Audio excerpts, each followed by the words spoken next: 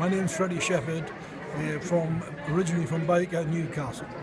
Mr. Shepherd, what was that like? How does it feel to be made a Freeman of the city? Well, it was awesome for me, coming from Byker, which is one of the poorest ends of Newcastle, to come up here today and receive that honour.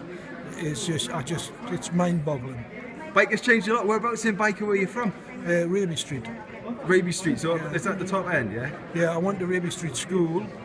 First of all, I was in a school in Australia, and then when we came back to England, I went to Raby Street, and we had an iron and steel business, and then we moved into the offshore business in the 70s, and that's what we've created now for the East End is 3,500 jobs, and we haven't finished yet.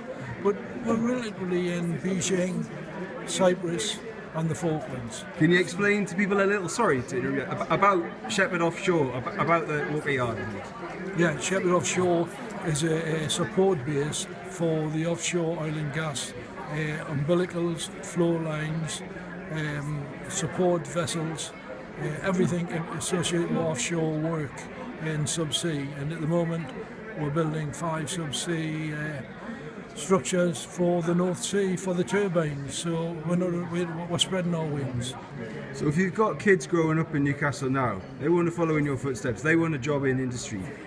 That's the future. Right. Yeah, I mean when I was at Raby Street in the last day at school in Raby Street, the teacher asked who hadn't a job. Only one lad put his hand up.